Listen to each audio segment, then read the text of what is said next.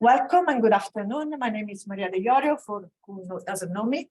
And it's a pleasure to have you here for the first event co-organized by the Italian Embassy and the NUS School of Medicine, in particular the Human Potential Program in NUS, hosted in NUS. Before I continue, I would like to say that this workshop is being recorded, so if anybody has some objection, need to speak now, basically. I'm not sure, I don't think it's going to be very good promotion. So this event has been organized for in occasion of the week of the Italian cuisine in the world. And we thought that it would be particularly appropriate topic, childhood nutrition. Reason being that childhood obesity in the last 20 years has reached pandemic proportion, is becoming a concern in Italy and in Singapore as well. So this is something we have in common. And both these two countries are trying to develop some policies to prevent childhood obesity, which obviously lead to increased risk of many cardiovascular disease and other diseases later in life. So, I will stop here because you will learn much more from our speakers. We have fantastic speakers. You can find a bio sketch and an abstract on the web. Before I start the program, I would like to thank the sponsor that have helped us a lot, which are Jupiter 57, 27 Consulting and Ristorante Valentino, to provide all the refreshment, which I hope you have enjoyed. And then I also would like to thank very much the staff of the Human Potential Program. Without their help, this would have never happened, because I never would organize everything. And this is it. So thanks a lot for coming.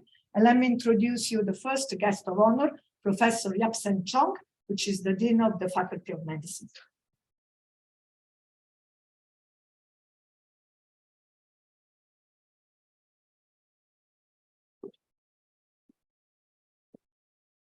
Thank you. Thanks, Maria, for that kind introduction.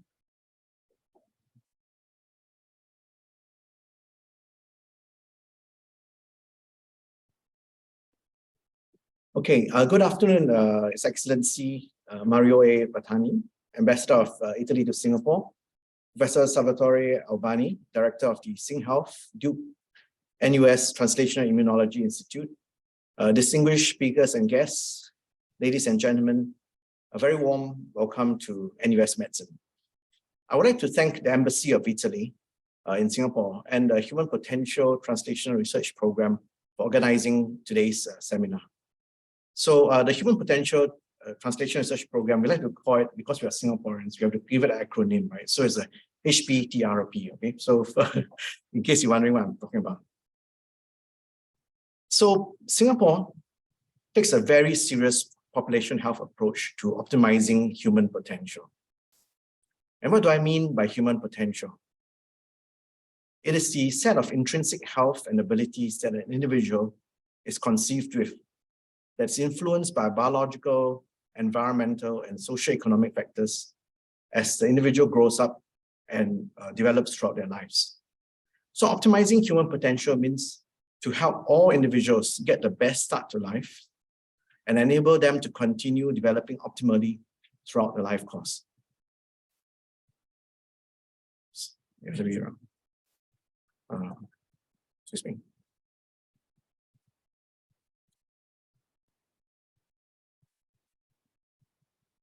Slight technical problem.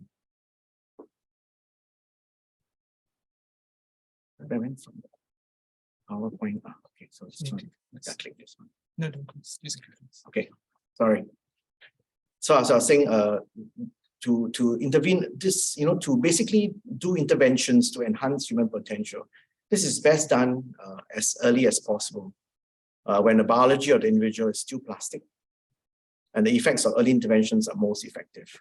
So if you act especially early in life, during pregnancy or soon after a child is born, you're most likely to get a maximal effect and actually have the best chance of changing biology and behaviors. Later on in life, you can still try, but the effect will be less and the effort will be more. And this is what Singapore's Prime Minister, Mr. Lee Hsien Loong, spoke about at the National Day Rally in 2017. For the first time at the National Day message level, he officially outlined the importance of the preschool years in giving children a good start and the best chance to succeed in life. It's unusual for a politician to actually make that point. And if you know Singapore, the National Day rally speech is probably one of the most important times when the Singapore leaders give messages out. And immediately following his speech, Singapore's Ministry of Education announced the opening of Ministry of Education operated kindergartens starting in 2019. So prior to this, kindergartens were mainly run by charitable foundations, NGOs, and private operators. So, in 2019, Ministry of Education decided to step in and, officially run as many kindergartens as they can to give a bit more structure and to settle the curriculum more in a way that Singapore is happier with. And just last month, it was announced that there will be more government-backed infant care, childcare, and nursery facilities for younger children. So kindergartens start from the age of 4, but from 0 to 3, it's infant care, childcare sector, which is very much in the hands, again, of charitable foundations, NGOs, and private operators. And now the government has declared that I think they want about 75% of all these childcare facilities to be government sponsored and controlled. So the focus and emphasis on developing and optimizing Singapore's national human capacity and potential in early life by investing in early childhood development has been repeatedly and clearly articulated by both our Deputy Prime Ministers. So Deputy Prime Minister Heng Swee Keat in August 2020 and Deputy Prime Minister Lawrence Wong just recently in April this year. So this is aligned with what the NUS Medicine HPTRP aims to do. In addition to the HPTRPs, NUS Medicine also has other centers that looks into meeting the health needs of the different segments of the population, starting even before conception with the Center for Reproductive Longevity and Equality, delving into early childhood, the Center for Holistic Initiatives for Learning and Development, and exploring ways to age healthily through the Healthy Longevity TRP and working with the NUHS Center for Healthy Longevity. So I think for NUS Medicine, we take a life course approach to health. It starts even before the child is conceived, through pregnancy, early childhood, school years, adult years, and then into the later years. But if you want healthy longevity, which is basically what population health is all about, you have to start early for the maximum impact. So like many places worldwide, child obesity rates in Singapore has been rising. So last year, 16% of children and students aged between 6 and 18 years of age were overweight, according to the Ministry of Health. This is an increase from 13% in 2017, 5 years ago, and 11% in 2019, 9 years ago. So in the gastro cohort, we studied how risk factors for child obesity, like having overweight parents, mothers with excessive gestational weight gain, and high fasting plasma glucose were associated with obesity measures in children at 6 years of age. So what we found, and this is Carrie's team's work, was that regardless of the number of risk factors that children had for obesity, they do not become overweight unless they had a certain eating behaviors. That is, if they have a fast eating speed, they serve themselves large portion sizes, and 3, they eat in the absence of hunger. So fast eating, large portion sizes, and eating in the absence of hunger or snacking. So the common pathway for child obesity is through how they eat. Children don't get fat just by breathing and running around. They have to eat, and it's the pattern, it's the way that with which they eat that actually determines whether they get fat, and it makes complete sense. So the thing is that while we cannot modify the genes or risk factors of children or their parents, we can maybe modify how they eat in the early years, and hopefully those habits carry on into adult years. And by doing this, maybe we can modify the rates of child obesity. And this is what Carrie will be talking about in her talk, in the third talk today. So the findings from that study have since been distilled into actionable insights outlined in Center for Holistic Initiatives for Learning and Development's evidence insight on eating behaviors in childhood, which we released to policymakers back in October last year. And it has been used to develop the intervention program that Kerry is going to talk about. That is going to be rolled out in various preschools in Singapore to see whether they work. Because right now it's an insight that we have, but whether the intervention will actually work, we need to pilot and test it out. So today's seminar on childhood nutrition is both important and timely, for as Jackie Kennedy said, if you mess up your children, nothing else you do really matters. So I look forward to hearing from the eminent experts, both from Singapore and from Italy by Zoom or by video, as they share with us their latest ideas and findings in childhood nutrition, obesity, health and development. With that, thank you very much.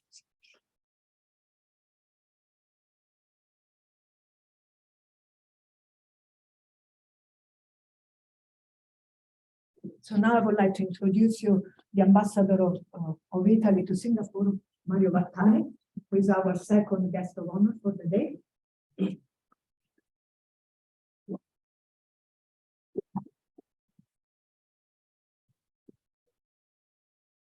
Thank you very much. I have to tell you how happy I am that we managed to include this event in this year's week of Italian cuisine. So, Professor Yap-Sen Chong, Dean of the NUS School of Medicine, distinguished speakers, and I'm happy also to see quite an interested crowd. I'm not surprised because, as you were saying, these are issues that affect all of us and affect our children. I was telling you, I've been here 1 year now, so this is the second time I participated, I would say, in organizing the Week of Italian Cuisine in Singapore. And last year, we decided that definitely we should have to add something to what is already, of course, a successful event. You can imagine that when you talk of wine, of food, of quality products, people are happy to turn up. At the same time, that is not the only meaning of the Italian Week of Cuisine in the world. As you know, Italy hosts the International Food Organization, UN Food Organization, FAO. And we also host in Parma the Food Quality Agency of the European Union. Now, there is a reason for all this. It's because, of course, the importance that the eno-gastronomical sector has for Italy is huge. Economically, not only, but economically huge. If you consider that about more than 15% of our GDP comes from that sector. That there are more than 4 million Italians employed in the sector of enogastronomy and related. There are 800,000 farms or companies that produce food every day, quality food that reaches our schools, our children, that reaches export. So this gives you the measure, but it's not only an economic issue. To talk about Italian food, Italian diet is also to talk about Italian culture, to talk about Italian history, to talk about our regions and so on. So this is just to tell you that we do take this matter at heart. But the truth is that there is another reason why we take it at heart, because as in Singapore, also in Italy, the problem of child obesity and of all the problems that derive from unhealthy behaviors which are taught and very difficultly forgotten, impact on our society. So I think we're very happy to have today online Professor Mohammad Magni. He's the director of the Gaslini Pediatric Clinic in Genoa. We were very happy to involve him also because we believe that this can be the basis for more connections between the Singapore university system and the Italian one. Connections are made by people. We are so lucky to have nearly 100 researchers in all sectors, Italian researchers here in our university system. We are proud of having them. We try to keep in touch with them. They are real representatives in this hub of talent and innovation that Singapore is. The second thing I wanted to tell you, which is also something that I'm quite happy about, is that we managed to reactivate finally an agreement which was signed in 2016 during the visit of then President Tony Tan to Italy. The agreement for science and technology cooperation between Italy and Singapore. It had been dormant for a while for, I think, reasons that have not to do with interest, but that have to do with how information circulates between different administrations. But now we have made a call, which is on now, and this call will start an executive protocol, which will go from 2023 to 2025, I believe, with a lot of bilateral projects. So we really look forward to that, and we hope to see many proposals. And I know that there already are coming from NUS. And the third thing I want to say, and I'm finishing, from our point of view, this subject that we want to start working on with Singapore has also a wider range. From 2020, Italy became a development partner of ASEAN. And being a development partner of ASEAN means that all of a sudden you have some practical cooperation areas that you need to fill in with activities. And so there's a method to this, and it works. And it means that, for example, on a subject like this one, which is currently not into our practical cooperation areas, I strongly believe, even after hearing what Professor Chong was saying about what Singapore, the approach that Singapore has to this problem, I think that Italy and Singapore could very well promote some programs that then could be applied to other countries, because the problems we have are shared also by other ASEAN countries. So in this spirit of cooperation on real issues, I thank you all. I thank all the organizers, and I thank all of you for being here today. I thank Professor Magni, which I look forward to hear. Thank you very much.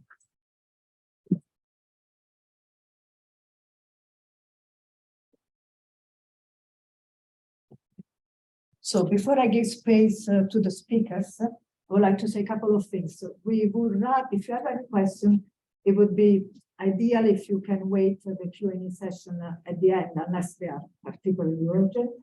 Unfortunately, Professor Magni couldn't be with us in person, so we have organized, obviously, a connection with him. If there are some technical problems, I apologize in advance. I'm sure everything will be fine. And now I just introduced the moderator for the day, Professor Salvatore Albani, from Duke NUS.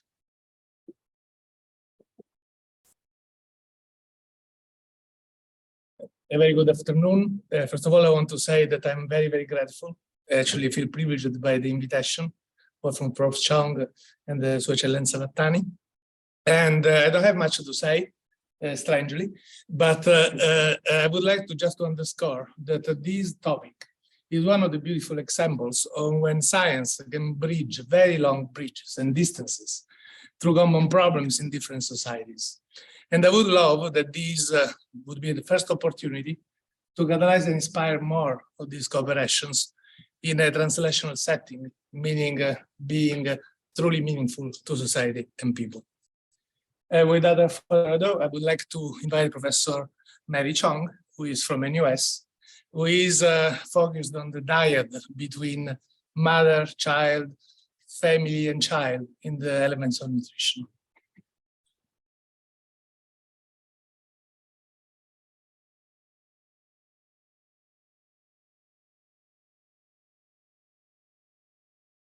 And as I was saying, actually, as Maria was saying, let's have the first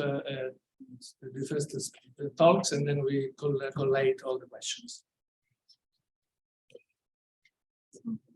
Thank you so much, Professor Matthew.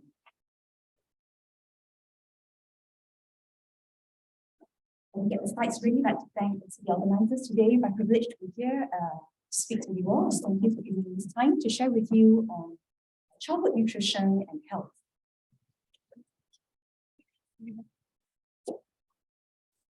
So our topic today is nourishing our next generation, and I'll start with a few stats, okay, just to further elaborate on what Prof. Chong was talking about.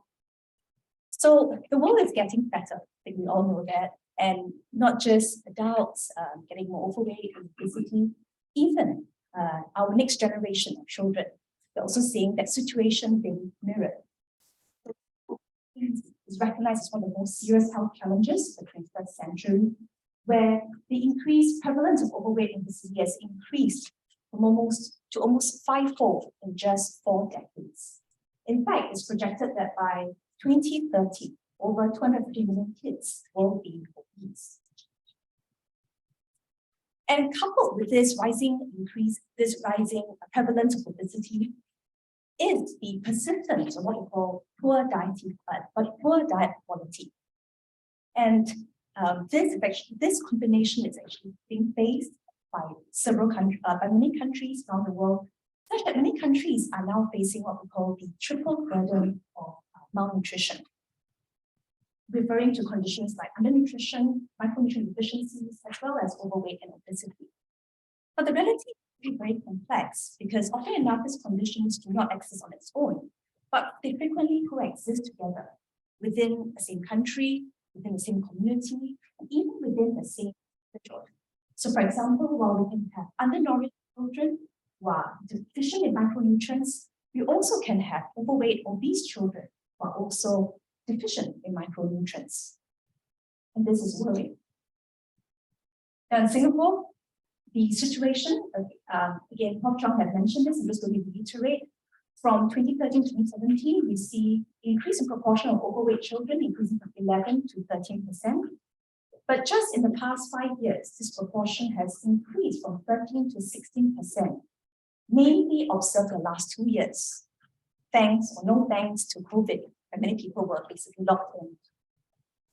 And we know that clear evidence to show that when children are overweight from young, they have higher risk or higher probability of becoming overweight and obese as they go into adulthood. And if we look at other data as well, comparing to Singaporeans 20 years back, our children 11 to 12 years old today are more likely to be obese and likely to be overweight. Now these can be attributed to poor diet quality as well as physical inactivity.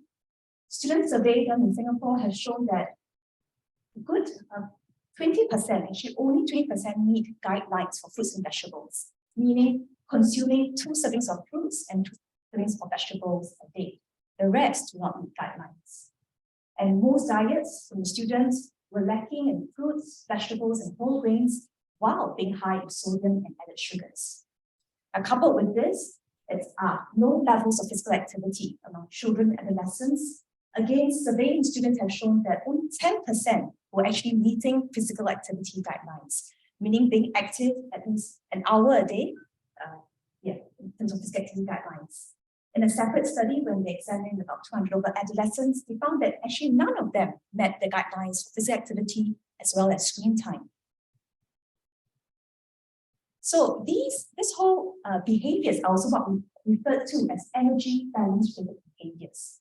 So diet intakes, this kind of lifestyle behaviors like diet intakes, physical activity, sedentary behavior, and sleep. So when we have an imbalance of these energy balance related behaviors, this leads us to have an inability to maintain healthy weight, and therefore leading to health conditions like obesity and other metabolic disorders. And there's growing evidence to show that these behaviors are actually synergistic, and they work and interact together to actually influence health. In fact, if you think about it, if you only have 24 hours in a day, then there is a trade-off between what you want to invest in. So if you decide to invest more time into an activity, then there'll be less time for other activity. So this is also called the pivot to the displacement theory, where time is zero sum. So for example, if you want to spend more time, for example, sleeping, then therefore you have to take away less time, for example, take away time for physical activity, in this case, right? And also, 24-hour clock is also very tied much to our circadian rhythm, which is also influences on our metabolic health. So the circadian rhythm not only basically manages our sleep routine, but also our lifestyle behaviors can also influence our circadian rhythm. So it's widely reported that the co-occurrence of increasing television viewing, or device viewing with higher intakes of energy-dense, nutrient-poor foods and snacks, as well as sugar-sweet beverages. These have been widely reported and found to be associated with high rates of obesity in both children as well as adults. In addition, increased screen viewing among children has also shown to replace physical activity timing. So for example, and this has been shown, demonstrated in several systematic review, as well as in our first report called the Gusto cohort. So for example, we found that children aged 2 to 3 years, those who spend more time engaged in sedentary behavior, end up spending less time in physical activity. And the ramifications are that these have led to, or are associated to higher adiposity in children that are between 3 to 5 years of age. In addition, there's also evidence to show that if children as young as 1 year are exposed to television early in life, these also have negative impact on their cognition. So what are our children doing then in a 24-hour basis, on a daily basis? So besides having their regular meals, going to schools, are they also eating and are they also watching television on their devices and munching away? Or are they following their parents to queue for food? So this is a very typical, common Singaporean pastimes where they will actually queue for long distance just for their favorite food or to actually get the best well-known food in Singapore. I'm not sure whether it's Italian culture, but definitely a Singapore culture. So if you spend time queuing for food, then obviously there'll be less time spent on other activities, for example, physical activity. So we explored the lifestyle patterns of children between 5 to 6 years of age in our Gusto cohort, and we saw 3 lifestyle patterns emerging. So we're curious, what patterns are they having? Firstly, we found a pattern, which is we call the fruits, vegetables, and low screen time pattern. So children adhering to this pattern tend to have high intakes of fruits, vegetables, low intakes of less healthy foods like snacks, processed meat, and sugar-sweetened beverages.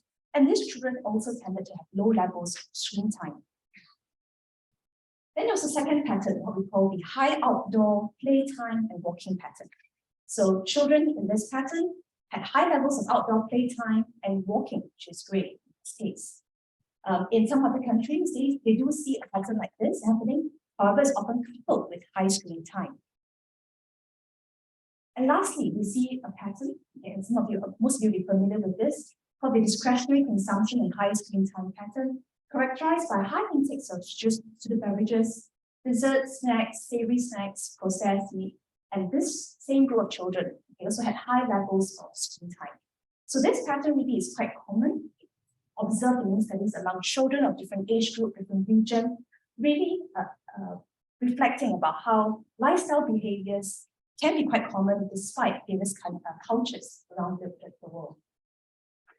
And when we correlate, try to find the correlates of these dietary patterns, we found that children who adhere to such patterns tended to be the ones who snack between meal times, often had the television on while eating, and tend to have parents who are more indulgent in feeding practices, meaning they did not control their children in terms of so much, and they gave children their own decision to choose the food they want to eat. So again, alluding to us how important parental model is and parental control to some extent in shaping a child's lifestyle behaviors. And these would be important kind of entry points if you want to do health promotion interventions. So we recognize that caregivers are important. So beyond parents in Singapore, caregivers also include grandparents and even helpers, even childcare centers. And they're important, especially when the children are young, the first few years of life, because caregivers decide what, when, how food is consumed. And in the Gusto study, again, we found that children who are in partial center-based childcare with non-parents as caregivers, meaning that they were in childcare centers for half the time, and the other half of the time they're being looked after by, for example, grandparents or helpers rather than parents, they tended to have higher adiposity, greater screen time, higher fast food intake than children who spend full-time childcare. So again, telling us that besides engaging parents in health promotion interventions for children, we also need to be mindful to also engage our non-parent parent caregiver. We also recognize that as children grow older, it's important that parents role model eating as well as family eating together. So again, from our study, Gusto study, we find that for mothers who actually model healthy food intake, their children tend to follow suit as well, where their children also have healthy foods and lower intakes of discretionary foods. On the other hand, if parents were indulgent, their children also will tend to have higher discretionary foods. So how early in life do these lifestyle patterns actually develop? We went back to our Gusto data and look at data when the children were 2 years of age, and we found early as 2 years, and perhaps even earlier, we already see such lifestyle patterns emerging. So you'll find the two patterns very familiar: discretionary consumption, high screen time, fruit, vegetables, outdoor and low screen time, even at 2 years of age, and then again at 5. So we're telling us that diet patterns do start from very early, and they do track along. If you look at sugar-sweetened beverages intake, we found that among the Gusto children, by 12 months, so 1 year of life, about 72% were already consuming some form of sugar-sweetened beverages. By 5 years of age, nearly all of them were consuming some form of sugar-sweetened beverages. But what was concerning is that among the older children, the higher volumes of sugar-sweetened beverages intake were due to increased frequency of consumption rather than just larger servings. And this really suggests that consuming SSBs are really habitual, have become a habit, and that this consumption will be coming from multiple sources. Just like many other studies, we've also found that the volume increase was associated with greater adiposity in children. So really to summarize, just want to again reiterate the importance of establishing good nutrition, good eating habits, good lifestyle habits right from young, because there's a lot of evidence now pointing that once established from early life, habits or patterns tend to remain very stable. So if you start off with a stable, with a healthy pattern from the start, it tends to stay healthy throughout life. Similarly, if you start off with a less healthy kind of foundation, it tends to stay unhealthy throughout life. Of course, we do see that children, as they grow older, their patterns or diet patterns, lifestyle patterns, tend to become less healthy as they get more influenced by the environment, by the peers. But the good news is that there are actually opportunities to intervene and actually alter our trajectories as we grow older. So there are what we call transitional life periods, for example, when children are weaning, or when children enter primary school or enter secondary school, or going to university where they leave home and set up their own family. These periods are what we call inflection periods, where they face changes in their lifestyle, and potentially opportunities for intervention can come in here to actually alter trajectories. So with that, I'd like to end off with a quote from Herophilus, where Herophilus said that when health is absent, wisdom cannot reveal itself, art cannot manifest, strength cannot fight, wealth becomes useless, and intelligence cannot be applied. So if we really need to be healthy in our mind and body in order to maximize our potential. So only when we take care of ourselves, then can we try to be resilient and fight life's challenges. And with that, thank you very much.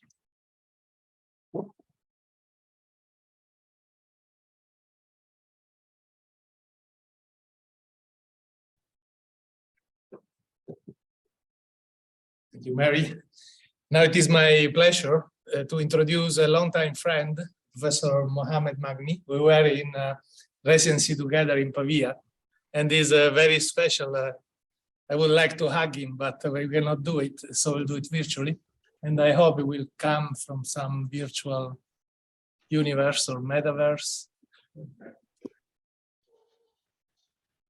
He is director of the pediatric clinic at Giannina Gaslini Institute in Genova, which is the largest pediatric institute.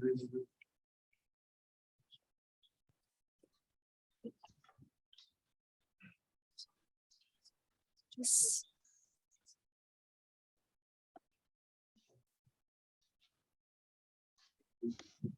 Okay.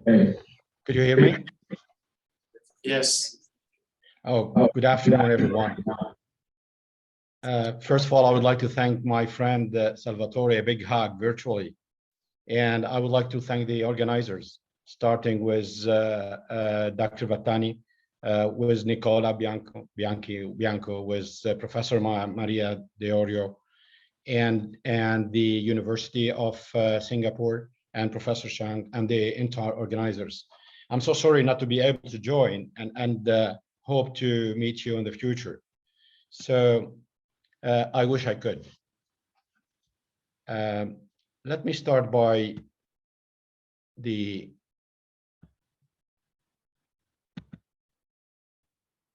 sharing my screen, right?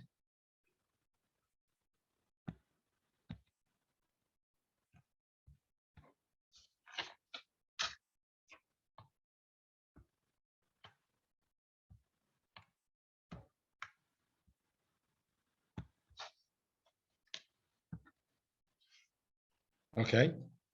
Could you see my slides?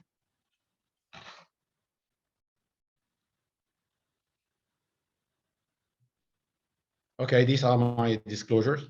So what I would like to do over the next 15-20 minutes I have is just to give you an idea that childhood obesity not always simple. And then flavor of things about research program and academic achievements from genomics to immunological pathway. Don't be scared, because this will be very flavor. What are the novel strategy for obesity prevention, and from microbiome to metabolic dysfunction? And then share with you some childhood obesity in Liguria, what are our intervention and prevention program, and then ending by childhood obesity in Italy, and what is our national observatory program. So this girl showed a rapid weight gain between 2 and 3 years. She had behavioral problems. She was uncomfortable with peer, and the diagnosis was simple obesity requiring diet and physical activity. And here we can see from on the right-hand side that from 3 to 4 years and a half, she had a dramatic increase in weight. And but it came out that obesity is not simple. So why, the first question, why this is the most likely reason for the girl's weight gain? She had a simple common obesity, she had monogenic obesity, or she had hypothalamic tumor or something else. And you may ask why I'm talking about this. Because simple obesity is not that simple. It's very complex, and it's extremely important to have research behind in order to understand what is driving this pandemic. So it came out that this girl is affected by rapid onset hypothalamic hypoventilation, autonomic dysfunction, and neural crest tumor. And the differential diagnosis was between other conditions, including Prader-Willi, which is a defect of methylation at the chromosome 15, or other autoimmune encephalitis or FOX2B mutation because she had also central hypoventilation. So at the end, she had a maturing ganglioneuroma at biopsy, and unfortunately, she died at 8 years from cardiovascular complications. So we decided to do some research. This is the autopsy, and it shows that hypothalamic encephalitis was there, was perivascular, CD3 plus T cell infiltrate. She had infiltration in the right base of ganglia, and she had myocardial hypertrophy, and she had also reactive astrocytosis. So we moved to some research program. From genomics, we did the whole genome sequence in different families, and the results was negative. And we did some research on immune function, and we did find a lot of immune dysfunction, and I will not go through every details. but just to tell you that our results suggest that studies of immune pathway, mainly genes or networks. And of course, simple obesity is also complex because recent studies shows that epigenetics are extremely important. So we heard already from the previous speakers to what extent prevention program, mainly a preconception, it's not only a matter of lifestyle, it's also now we know that it's a matter of how fat mass is regulated. So our results suggest that studies of immune pathways gene will be involved, and we have studies in this area. So what about microbiome and metabolic dysfunction? So let me start by, I will not go through details. We know that microbiome is affected by different factors, including prenatal factors, neonatal factors, the type of delivery, postnatal factors that involve diet, ethnic problems, environment factors, and of course, maternal diet and weaning, and some hospitaling factor and obesogenic factors. And we know that the microbiome evolves from birth to adults, and after 13 months, it looks like to be the same. So we did some research. We know that a majority of microbiome analysis published already involve the 16SV4 region only. So we did research among 7 of the 9 regions. And we did find, here you can see in blue, as compared to the red one, in the healthy controls, that obese child have different microbiome that involve mainly the Sotorella, the Acidomycoccus, and which are different. So the bacterial environment is completely different. So in definitely you can see here the networks that involve, these are obese children with complications. So they are affected by comorbidity that include hypertension, type 2 diabetes. And here you can see in green, the health control, and in orange, the obese with complication. And you may see how complex is the system and the interaction of these are exome sequencing bacterial examination. At the end of the story, we found that there are different correlations. There were cholesterol, LDL, CRP were positively correlated with specific clusters of microbial in these obese children with complication. And we learned that these pathways are known to have a central role in promoting environment that may support the production of inflammatory mediators by macrophage contributing to insulin resistance and comorbidities. So you can see that obesity, or simple obesity, is not that simple. So we moved to some research program in order to identify, and of course we need prevention program, but then we have 107 million children and adults that are obese worldwide. So what we shall do at different levels with different steps. So we evaluated the risk factors for insulin resistance, metabolic syndrome, obstructive sleep apnea, type 2 diabetes, early vascular complications, and we know that many cancers, more than 10 cancers might affect also these children. So we aim to analyze the glucose metabolism by means of oral glucose tolerance test and insulin resistance indexes as risk factors to type 2 diabetes, in order to understand, and metabolic syndrome, to identify those obese patients that might be affected, might evolve in type 2 diabetes. So at the end here, you can see these are the RUC curve analysis showing the total insulin score sensitivity, with result in our hand to be the best predictor of adult pre-diabetes status as compared to the standardized homeostatic model assessment of insulin resistance. And in fact, at the end of the story, we demonstrate that total insulin score higher than 535 milliunit per ml after oral glucose tolerance test is the best predictor of diabetes. And that 1 hour glucose higher than 155 milligram during oral glucose test deserve early markers as early of pre-diabetes. So of course we need to prevent, but we need also to treat and to handle these children with obesity. Now let's move to what we did in Liguria, what are the intervention program, and what are the prevention program. And we did some analysis with the Genova Tennis Club study involving quite 500 children. And we did some analysis, a clinical evaluation that includes height, weight, waist circumference, and some liver ultrasound. That was part of the research program. And we analyzed, of course, the quantitative ultrasound-based technique by scoring and technique by detecting the non-inflammatory alcohol steatosis. And these we can see that could be scored as S1, S2, and S3. And our findings show surprisingly that approximately 6% of these children, 500 children involved, that have central adiposity. We know that the value higher than 0.5 of the ratio between minimum waist circumference and height is also associated with increased cardiovascular risk in adult life, that regardless of gender, age, ethnicity, and BMI. And we were surprised by finding approximately 13% of these children affected by non-alcoholic fatty liver disease. So let's move. I would like to show you this very nice experience we had with school. Now we know that a plethora of obesity research have been published, and the obese children are likely to be obese in adults and adult life.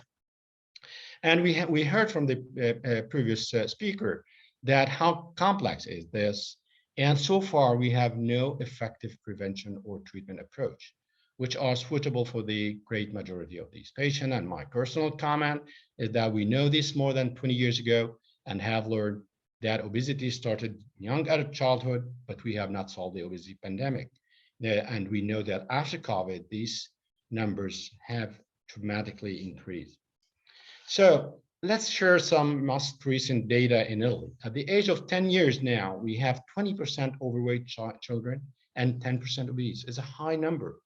62% of obese and 25% of severely obese people only consider themselves overweight. So there is wrong perception. And one parent among 3 does not recognize their child as obese. 1 adolescent to 4 does not recognize himself as obese. And 2/3 of adults with obesity are unaware of how to manage their weight and the implications of obesity. And denying the condition is extremely common because this is quite surviving a stigma. And there is an unawareness and lack of support. And 8% of children skip breakfast. 31% eat an inadequate breakfast. This is an imbalance in terms of carb and proteins. 52% have robust mid-morning snack. 25% of parents declare that their children do not consume fruit and vegetables on a daily basis. And 40% declare that their children consume juice or sugary drinks. So we moved to this nutrition education program in order to prevent obesity and nutritional deficits. This is a 3 years pilot regional program entitled Healthy Eating and Learning Learning Opportunities. And a lot of people and staffs were involved at school. And this was extremely very nice program. And we aim to promote knowledge of different foods and their nutritional value, to educate of the correct daily distribution of meals through games and guided tours, and involve parents and educators in the preparation of handling of main traditional food dishes in Liguria. And we did some kids laboratory, which were a practical workshop related to the correct preparation of food of respect to tradition. And we target children in school, 6, 7, 8 years old, 3 years time. In first step, we did some preliminary meetings scheduled between teachers and trainers. The second step was toward classroom meetings, programmed games, interactive guided visit to food market points close to the school. The third step was the cook laboratory and school workstation with real chef aimed at creating traditional dishes. So this was a pilot interesting study. And the fourth step was workshops in order to share experience and knowledge of healthy food. So be proactive. So the teacher training, first, we started with them. Then we had 2 meetings of 2 hours each. And we shared knowledge of nutritional reference intake based on the level of the Italian population with core LA or N. Then we trained the parents about perception, chemistry, and taste. and we administered validated questionnaire on food knowledge. And here you can see, we started with don't skip your breakfast based on our results. And during these 3 years, theoretical and practical laboratories of food education, 500 children were involved. First year were dedicated to breakfast, the second year to snacks, and the third year to lunch and dinner. And 4 thematic cognitive meetings of approximately 2.5 hours each were performed. And between one meeting and the other, the teachers were able to explore the topics covered within the children using specific provided teaching brochure. And here you can see, we started with Aristotle. That's exciting that what we have to learn to do, we learn by doing it. So this was our experience we'd like to share with you. In the first meeting, the children really built their breakfast tray because the idea was have breakfast and get into the action. So this is through sensory journey. They went to discover colors, sounds, and smells. And the second meeting was dedicated to what do I put in the breakfast basket? So the children visited the supermarket, undertaken a targeted and guided cognitive and sensory journey. So they were taught to read everything about what is into these foods. And then the third meeting was dedicated to come and have a breakfast with me. So the children participated in a cooking workshop with trainers and chef, and let's prepare healthy and tasty breakfast. So they put their hands in the jug to prepare orange, biscuits, and some aranciotti. I guess my Italian friends know what it is. And the example of recipes and nutritional content they developed by themselves, of course, helped by the trainers and by the chef. And then at the end, 1,000 words and 1,000 ways to have breakfast. We discussed with these children that's not only one way. So the children have created the correct and balanced breakfast placement. They learned there are 1,000 ways to choose and combine food, and they have discovered recipes from our tradition and from other countries of the world as well. So here the result of the questionnaire suggests that 30% of the parents did not have any adequate information about healthy food and information about healthy lifestyles, which is very high, which goes through this 30% of overweight and obese children in our countries. Now we'll move to the last part of my talk and will not have any result. This initiative, was a crosstalk between the pediatric clinics, our specialist at Giannina Gaslini and University of Geneva, with Help Code, which is non-profit organization, and the Italian Federation of Pediatricians. We started this with the idea to involve more than 500 pediatricians, 80,000 children and adolescents. We'll have digital platforms. We have 2 questionnaires that involve families and pediatricians. Why this? We will, of course, try to capture family data from child and adolescents, some clinical data about food, physical activity, sleep, TV, smartphone usage, and for the pediatrician involvement, what is a personal awareness about obesity? I guess there is not a lot of awareness. What is the time spent with their patients? What is their recommendations and prevention? And what is the time developed or spent into the follow-up? And I think there is a lot of unmet needs in this area. So we'll analyze 20 items for families. We'll analyze 5 items for pediatricians. And we'll have communication campaign with the aim of promoting the spread of culture and healthy eating habits, develop recommendations and then results aimed at institutions and policymakers. So we'll end by Hippocrates says to talk, move during conversation, think and listen to others, and increase the combustors. That's true, but I think it's not enough. So this lesson from his past is extremely important, but it's not enough. So I think we need multiple policy strategy. So the approach to the prevention and treatment of obesity needs to be reimagined. The relentless increase in the rate of obesity suggests that the strategies used to date for prevention are simply not working. The physical, emotional, and financial cost to society related to obesity is staggering, and new approaches are needed. And these must include realistic assessment of why the population has become obese and what needs to be done to reverse that trend. So research on fat mass regulation is extremely important. I know that preconception intervention are extremely important because epigenetic and transgenerational epigenetic transmission are extremely important whenever lifestyles would be included. So is this politically difficult? Yes. It is politically impossible. I do not think so. So I would like to thank you all for your attention and thank a lot of friends, my collaborators, my staff nurses, the microbiome staff, the immune staff, the genomic staff, and the families and patients who are involved in these studies. And without the contribution of whom, nothing of this could have been made possible. Thank you very much again.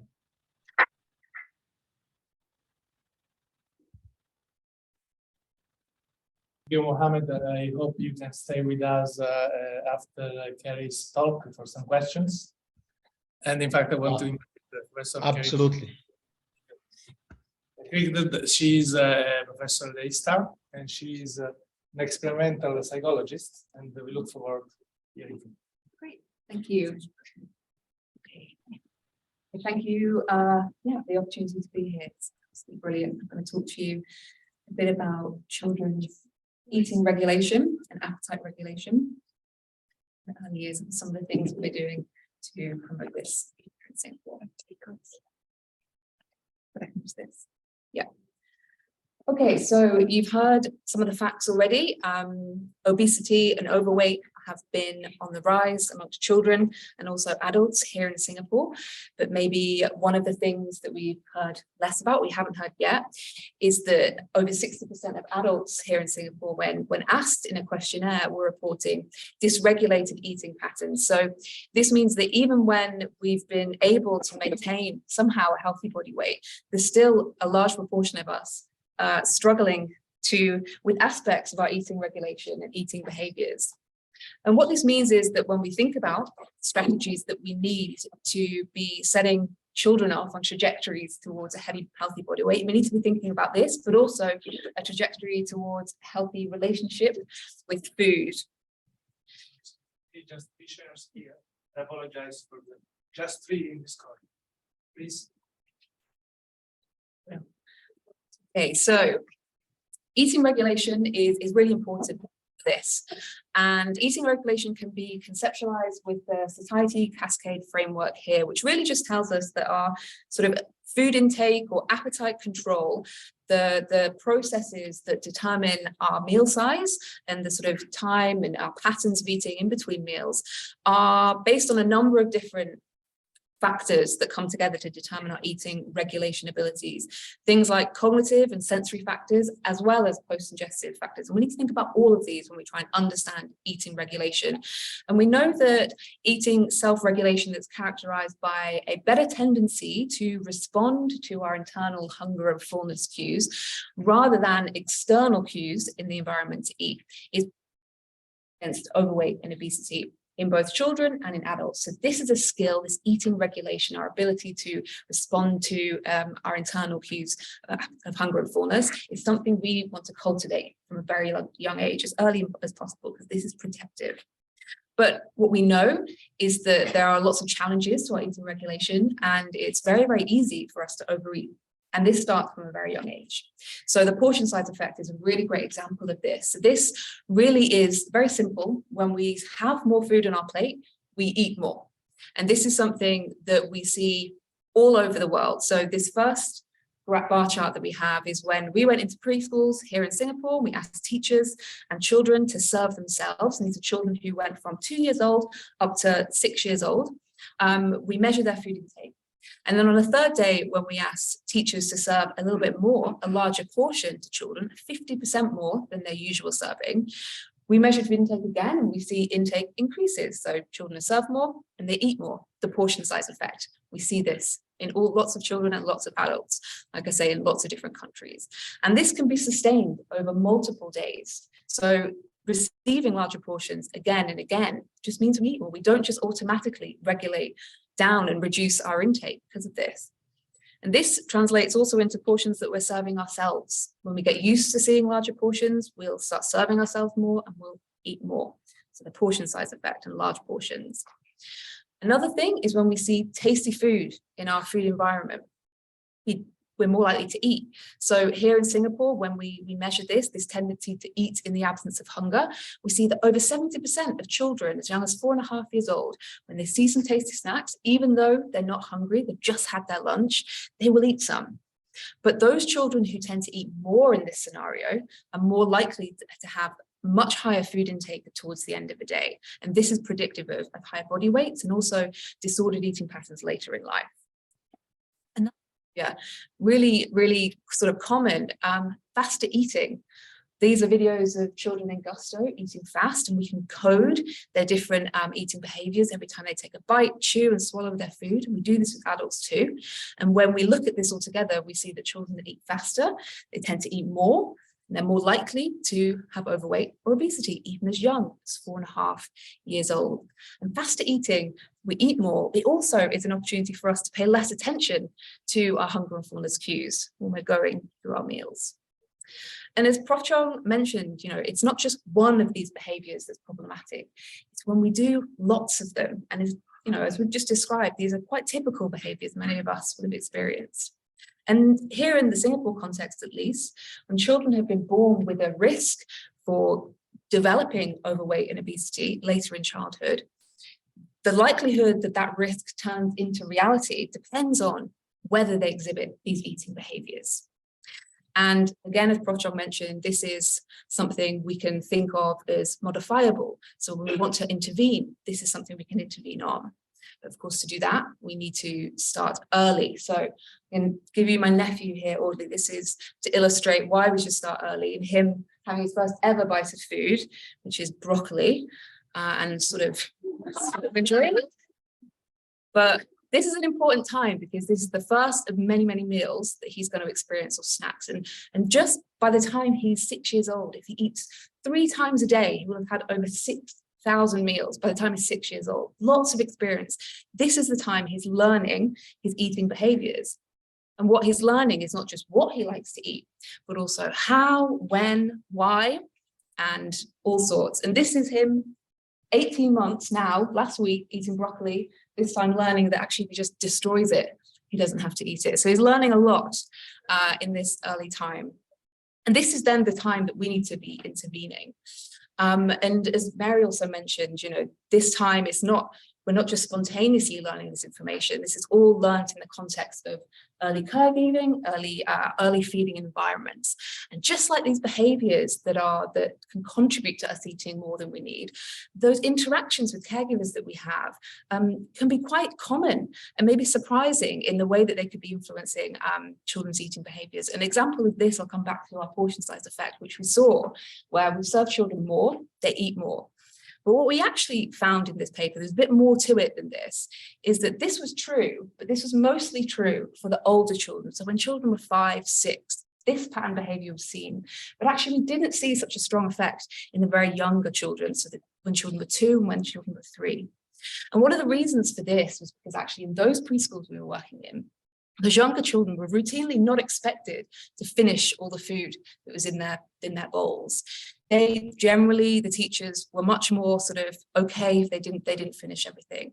But by the time the children were sort of 5, 6 years old, they were expected to finish all the food. So of course, when you serve them more, they eat more. And this is something I think that we expect from a lot of children. But it's just those simple cues that are turning your attention away from your own internal hunger and fullness cues to an external cue in the food environment that's driving your food intake, whether you see an empty plate or not. And so as children are developing these behaviors, learning these rules around what, how, when, why I eat, this is developing in the context of lots of other things. So their language abilities, memory, attention, general self-regulation processes, and sort of social and emotional development. So when we think about changing and encouraging positive eating behaviors at this time, we need to be thinking about it, doing it alongside those different developmental trajectories. And this is really what we think about when we designed the Appetite Toolbox intervention. And I'm going to talk to you now just a bit about the version that we produced for preschools and how we've been applying it or testing this out here in Singapore in the preschool context. So the Appetite Toolbox is a developmentally appropriate set of sort of materials or intervention that's designed specifically to enhance children's eating self-regulation skills. Here, this time in a preschool, we do have some other versions for clinical weight management. And so, yeah, this is just one I'm going to talk about. But all of them focus on sort of 3 key processes: promoting appetite awareness. So we can think of this as literally the top-down sort of cognitive knowledge that I need to know. Can I name hunger? Can I name fullness? Can I name craving? And also the bottom-up sort of your ability to sense internal body cues. It sounds a bit strange, but how good are you at actually sensing your feeling of fullness, sensing your heartbeat? This is called interoception, and this is a skill that we're trying to promote. And both of these things are kind of gelled together with our attention, our ability to pay attention to the right cues at the right time. And so these are the 3 things that we've been targeting in the Appetite Toolbox. And in order to apply it in our preschool context, we also had to learn a lot about what was currently happening in preschools in the context of children's eating regulation.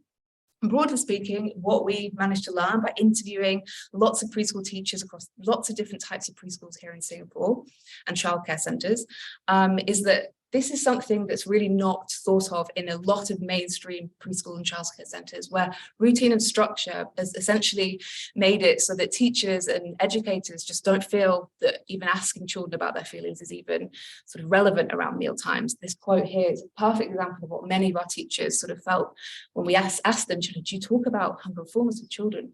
Well, no, the timings are fixed. We have a routine. They don't have I don't have the chance. They don't have the chance. They don't have a choice. So why are we asking? Why are we thinking about this? So we had to think about how to create some tools to promote this that we could apply in this setting where actually currently there's really the perception was that there was no time. There was no time way that we can do this. So we sort of went to the clinical literature where there are interventions that have been designed to help promote appetite awareness. And these are generally in the context of disordered eating patterns. And here is an example of the materials that these interventions use, which is really simple. It's a rating scale. The top one is the one that's designed for adults. So it's very, very boring. The bottom one is the one that's designed for children. Still pretty boring. And essentially the point of this intervention is that children and adults learn to use a scale to start communicating and understanding and reflecting on their feelings of hunger and fullness, and using this to build awareness around their meals and hopefully better change their behaviors and their eating regulation behaviors. So we use this as a starting point and start to adapt through a bit long process, adapting this sort of idea into our own intervention, the Appetite Toolbox. And so what we end up with is our own sort of Halley Hunger Pan rating scale and some associated materials to help children understand this concept of feeling very hungry, having an empty tummy, and feeling very full with a very full tummy.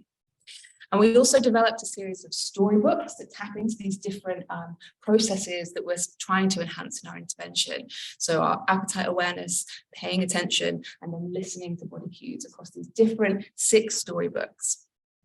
And then we asked teachers to deliver these stories alongside lesson plans and different activities we provide to children in their classroom over the course of about 6 weeks in this pilot study. And so the teachers are given some guidance around the order of the books that they can use, but mostly we let them try and use these materials as much or as little as they want, so we can really understand how well it's being used. But one of the things we do is we ask every section of this intervention, we ask teachers to put one important thing into practice. And in the first instance, this is using that rating scale to ask children about their hunger and fullness before and after meals, to start building this awareness, their appetite. We then ask the teachers to start introducing 1 to 5 slower bites at the start of a meal, where children get to pay attention to that eating slowly kind of tastes good, use their senses to think about and describe their food, and also learn that eating slower can feel good because you're less likely to eat too much. Finally, we ask teachers to build in a mindful moment throughout the day to practice this ability to sense body cues. And this is something that preschools are quite interested in because it aligns with this concept of mindfulness, which is becoming quite popular. And this is ultimately what most of our materials look like. We work really closely with our preschool partner, which is PCF Sparkle Tots here to develop and make sure these materials align to their curriculum. And what's really very important and interesting to me is that this is not, you know, a health and wellness curriculum. This is aligned to their language and literacy program, with also competencies in social and emotional development, motor skills, and numeracy. So this is aligned to the competencies around their core curriculum, not a new thing that we're sort of building, which is really important. So what we're now in the process of doing is piloting this. We're running a trial that is looking at its effectiveness. Implementation, really important. Doesn't matter if we think this is a good program, if we can't get teachers to use it properly and they don't like it, it's not going to be useful. So that's something we're measuring. We're also doing a lot of exploration about, you know, how different children might respond to this. And I'll just quickly whiz through some of the design of the study that we're running at the moment. And so we've managed to recruit just over 200 children across, and their caregivers, across 6 different preschools here in Singapore. So PCF Sparkletots preschools. And this was about 60% of the potential children that could have been recruited in these classrooms to take part in this study. And when I say that those children took part, it means they're the children that contributed to our kind of outcome measures. Actually, this is a universal program. So all the children in all of these classrooms took part in the Appetite Toolbox. It's just we could only measure for a few of them. And we also recruited the preschool educators so they could give us information about the sort of implementation and help us figure out how well the program's been working. And this is what our design, our pilot looked like. We have an intervention group and a waitlist group in this sort of waitlist control design, where we measured eating behaviors before and after exposure to the Appetite Toolbox, or just a control carrying on as usual. And those schools in the waitlist group got to deliver the Appetite Toolbox, but just after we did our measures. And this is where we're measuring our effectiveness outcomes, where we've measured aspects of children's eating regulation. So here, what we did was go into schools and measure children's ability to use a rating scale that we developed to make meaningful expressions of hunger and fullness before and after a meal. We also did a measure of this tendency to eat in the absence of hunger, to see if this is something that we can reduce with this better awareness of our appetite. And we also took a bunch of implementation measures during the administration of the process, the intervention, the Appetite Toolbox. And here we're asking teachers to make logbooks of what they used, comment on it. Did they like it? Did they amend it? We've also been doing observations in the classrooms to look at what's happening at lunchtimes. Are they putting into practice what we've asked them? And to see how the materials are being delivered. Is it being delivered with some type of fidelity that we might expect? And we'll be about to do some interviews with teachers too, to get a lot more in-depth, hopefully, information about how well this has gone and what we might need to change to make this work better. And just to say, because I'll end, is that we actually finished our main sort of measures on Friday last week. We've just now got teacher interviews to complete, and yeah, we're hoping to have this wrapped up very soon. So soon we'll hopefully be able to give some idea of whether this has been something that's useful or not. But definitely had the privilege so far of interacting with all the teachers that are involved, and this is one of the comments from a logbook, that they could really see that self-awareness seems to be increasing, and that children are better able to voice their different sensations. So we're trying to be positively optimistic that something good has happened in the context of this intervention. But just as the other speakers, and we've acknowledged here today, is that this intervention is not the answer to childhood obesity. It's part of the puzzle, and we need to be developing multiple different programs that complement each other within one sort of time frame, but also across the time frame, very early on in life towards later. So the Appetite Toolbox, one piece of the puzzle. It'd be fantastic if we can think about other pieces to fill in these gaps. Well, end. Thank you very much. Thanks to the team. Welcome.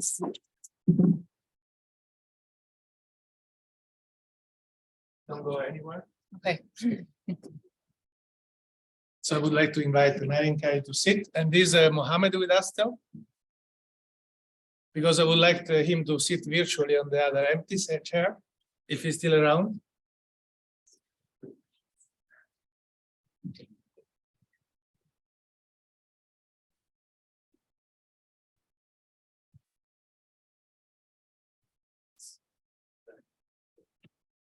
Hello, Mohammed. Thank you for hanging on. So I would like to ask the audience if there are questions which they would like to ask to our speakers. Lie down. Mohammed, yeah. So please speak up and I will repeat. My name is Beatrice. I'm a teacher here at NN, but I'm also a mother of a 1-year-old. And I have a simple case. In one of your other slides, you put that one of the risk factors for childhood mortality is early introduction of solid. Sorry. So in one of your slides, you said that you wrote that one of the risk factors for childhood obesity is early introduction of solid. And I would have thought the other way around. So I wonder why. Yeah. Just a second, Mohammed, could you hear the question? Briefly, the question is related to the relevance for the onset of obesity for early introduction of solid foods. But the question is not for you, it's okay. Well, we'll see how well I answer. But okay, so those risk factors that were listed there are ones in the context of Gusto cohort that when a bunch of different factors are sort of pulled together, these are the ones that came out as those best predicting whether children should be overweight or have been 6 years old. And this early introduction of solid foods is actually very common as a risk factor. Often because it means that there's lower breastfeeding. So if you're introducing sort of solid foods earlier, generally breastfeeding something earlier. So for me, I don't have strong feelings and about the idea that there's something special about introducing solid food earlier that might be causing child obesity. I think it is a characteristic, general sort of early life experience that might include things like less breastfeeding, and a different type of parenting that could together come to increase risk of childhood overweight. For me, the action of introducing solid foods earlier is not in itself strong predicting. Mohammed is short, is not strong predicting. Would you like?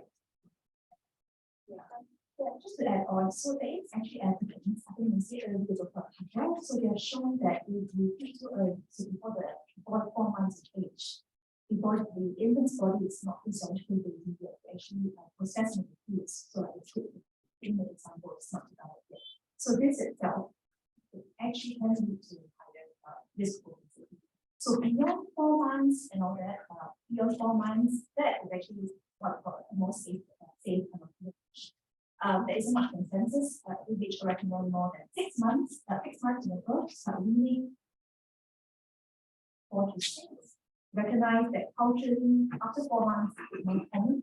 So I think when we talk about too early, meaning before 4 months, so we need the infant's body to be not essentially. I'm not sure whether Mohammed anything else to add. I don't think it would hear us because We don't know. Maybe. can you hear us now, right? So okay, but the question was eminently regarding the early introduction of solid foods, and there seemed to be, of course, some level of divergence, but a lot of common ground. Do you have anything to add on the relevance of the introduction of solid foods with respect to the onset of early obesity?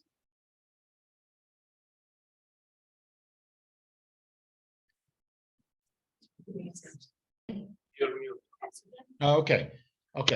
I mean, there is no evidence based on this, although recommendation is to start not. Could you hear me? Yes. Yes. Starting solid food after 6 months. This still worldwide indications. So, but as we heard already, there are a lot of factors involving obesity, and this program is really wonderful, and we'll look forward for the results because, as we said, obesity is multifactorial, and there are some studies in the United States for involving preconception studies because preconception will affect as well the lifetime of the children. So we're talking about different obesity factors. Thank you very much. Other questions from the audience, because this is okay. We have questions This is quite an international meeting, and we have a few questions. So, for instance, from Brunei, there is a question for Dr. K. There is this doctor very interested in the Appetite Toolbox program. Looks like a promising approach. And the question is if there are plans to follow up those children in your current study longitudinally. No current plans, no current plans. I think if we move into a larger scale project, a large scale application and just a full RTT where we'll do this over a longer period, then that would be the better chance for us to do that. So Mohammed, no plans. And you're very popular. When are the results gonna come up? Yeah, good question. So we're still doing our last bit of data collection. Obviously doing the right thing, we're not looking at any sort of analysis until we have everything in, which should be by the end of this year. But yeah, we're about 95% of everything is collected. So the first half of next year will be stuff out, so we know where to go next. Thank you. Any other question from the audience? You. Thank you for the talk. This is a very simple question. How can I encourage my 2.5 years old son to eat more vegetables? Because he would tell me that, Mommy, vegetables is good for your eyes. Okay, Mohammed, the question is how to encourage young children to eat the vegetables, because apparently the broccoli didn't work very well. I think your child has answered part of the question with modeling. This intake of vegetables is one great way. I think that the hard thing is that a lot of the things that we need to do, modeling, repeatedly offering vegetables every meal early in that sort of complementary feeding phase. Yeah, and in variety, those things that we need to do, we know, but the hard thing is how to do that every day. The next day, for years. Because only with that will you reap the rewards that I think that you're describing. That's actually what it takes. So keep offering your vegetables in variety, frequently, and one day he'll be hopefully modeling that back to you. But keep going. There's still lots of time. 6,000 chances between the first bite and by the time they're 6, so you've got a few more years experience. Before giving Mary and Mohammed a chance, let me summarize. Gutta cavat lapidem, Mohammed. Meaning, could you repeat, please? Gutta cavat lapidem, meaning that Kerry was suggesting persistence and resilience in proposing this sort of food to the children. Do you or Mary have anything else to add? Mohammed? Yes, I think that, family seeking treatment, every kind of multi-component lifestyle intervention, whatever it is, they should be informed anyway about the limited efficacy of conservative weight loss treatment. So this is because, the experience tell this is extremely important because of, at the end, the potential adverse effect of this intervention is as lessened self-esteem, unhealthy weight control mechanism, and others. So I think that this is what is we call the treatment level 1, which is multi-component lifestyle intervention. And I agree with this and motivate them to make use of these available healthcare resources is extremely important, no matter how much or how little weight is lost. Thank you, Mohammed. Mary, would you like to add? I just want to reiterate what Terry mentioned just now. So really, I think parents need to recognize that children undergo fascinating phases, and really need to recognize that and know that actually it doesn't mean that they reject whatever vegetables or food we tell them to eat now, they reject it in months. So they can go through waves and say, it's okay, I'll keep trying again, perhaps in mind. I think the parental modeling not just it starts really from young, but actually continues on as well. So in a different research that the intervention study with primary school studies interviewed 10 to 12-year-old children, and they'll tell us when continues to say that, oh, I think our parents should be punished to make us eat vegetables, but they themselves don't. So it's not fair. So even at that age, they are also parents. So it starts from very young. Yeah, I agree with you. I actually started in the video, like since whenever I can take, I wanted to do all kind of different things of the vegetable, all kind of different things. But like I hear somebody saying that, all right, so you just offer all the vegetable and the portion like at the portal like that, and then if it doesn't hit you in the meantime, just take it away. So you don't serve anything in between. Do you think that is really helpful or? I don't think there's a hard and fast rule, but generally what we'd say is that, you know, this idea, and Mary touched on it partly in the talk, which is sort of parents provide, you provide the quality of the foods and when children eat, when to offer this. And that should include healthful foods and a variety of different foods, all types of foods, definitely vegetables. Parents provide and you decide when, but maybe child decides in that moment if they don't eat.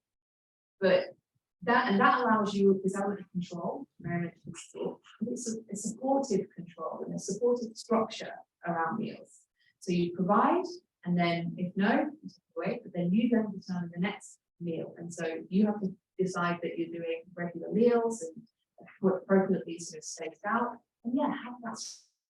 One of the things that we see working with preschools is that quite often teachers reported that, and parents have reported too, that their children are not eating vegetables at home, but they are eating it at school. And part of that is this very, very clear structure, and that you've got this chance, this is your chance to have the lunch, and we do this every day. It's not really any emotion around it, and that helps. And parents will sometimes ask schools to have a menu structure to try and implement that at home, because there's that sort of disconnect. So there's some truth in what you're saying, but it's not hard enough. Parents provide, child decides, set that structure. So Mohammed, in summary, again, the role model from the parenting, resilience, and then various strategy with flexibility will, I think we're all in agreement. I'm quite mindful of the time, particularly for our distinguished hosts. And I just want to take the privilege of a standing chair and shake things a little bit up. And the question is, what if we are barking at the wrong tree? Not entirely. But Mohammed, as an example, of course, just as an example, has shown how obesity, overweight is not necessarily just a behavioral problem. He also has alluded to anomalies in immunology. I can tell you a little bit more.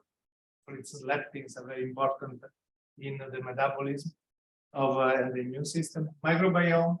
So what if there is something else, and these interventions, which are wonderful, and should be coordinated. He has shown also something in general somewhat similar to your tool. So what if you're barking in the wrong tree? A question for the three of you, and then I think we need to wrap it up, right?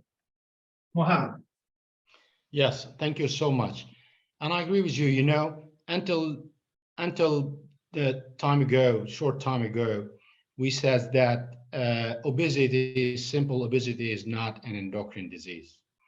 Now we know that real obesity treatments will be available to changing the set point of fat mass regulation.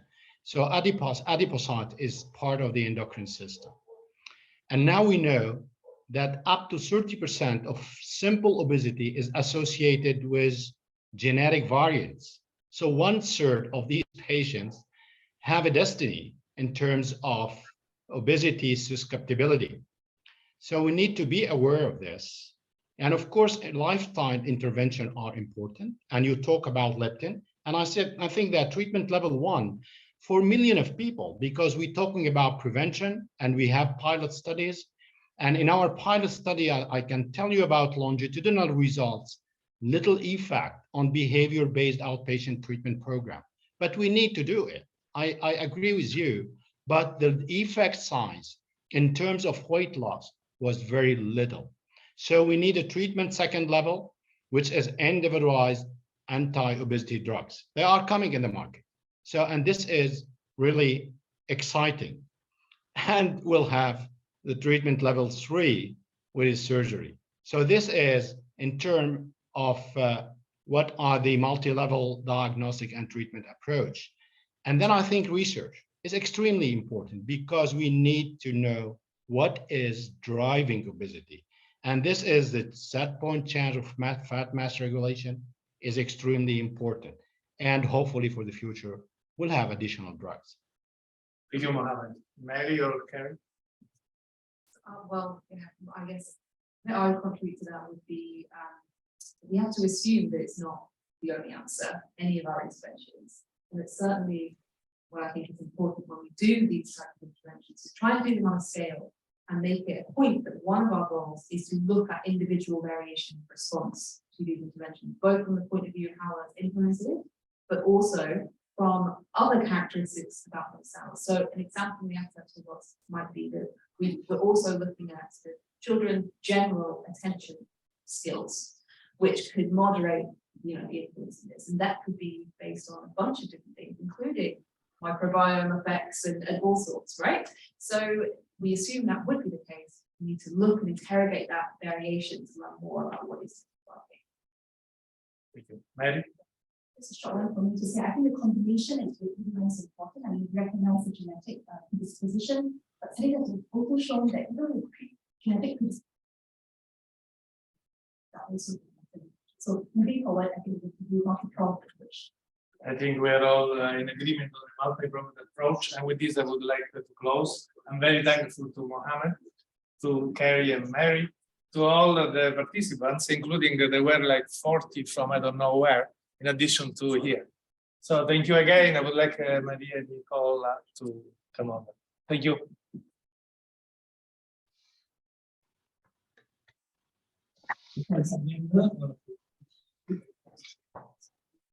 And there are 150 participants here in Italy and Singapore, and we do it also outside. And our ambassador say now we have a very strong tool for scientific and policy collaboration in our country that is scientific agreement. But I think this kind of event is also important to connect people. So I invite all of you to keep in touch or send email to the speaker. Professor Mohammed Al-Amani is also able to come and talk to I thank for the participation. And we heard a lot of numbers. Just want to say a few numbers. And let's show some similarity between our countries. People think that it's very different, but according to WHO, we are among the 5 countries with the best healthcare system. We are among the 5 countries where the life expectation is higher. This means that the quality of life in Italy and Singapore is very good.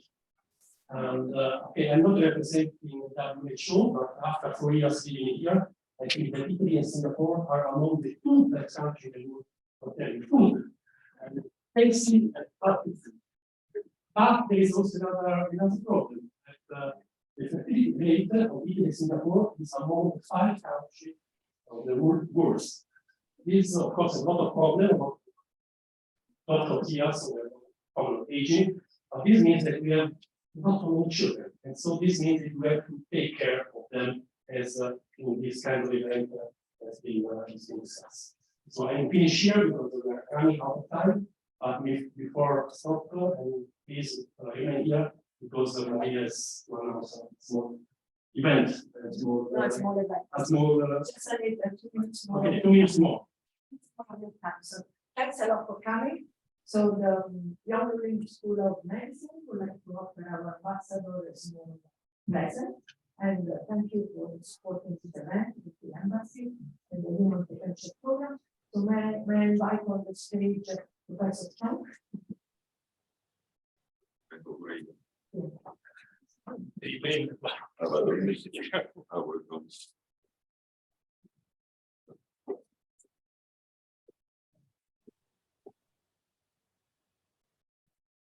So on behalf of the NUS Young Living School of Medicine, I want to thank all of you for your attention and participation today.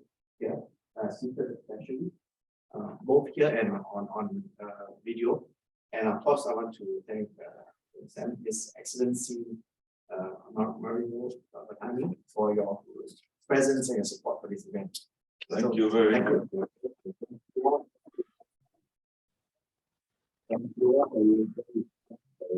For all of this intervention. And thank you so much, Professor Magni, for having joined us. I hope to see you soon here in Singapore. I hope that there will, as Nicola said, there will be a wealth of connection between NUS and Italian university. We are lucky enough to have a scientific here in the embassy was in fact in charge of the relation. So thank you very much. I think this is the beginning of, well, not beginning, I mean, there are already many collaborations, but in this field, I'd really like to see more of it. It was really very interesting, I think, for all of us. And it's a challenge. If I wasn't doing this job that I'm doing now, I think I would love to work on something like this, because this is how we defend our future. Not only climate, it's also inside our homes and on our plates. Thank you very much. Thank you.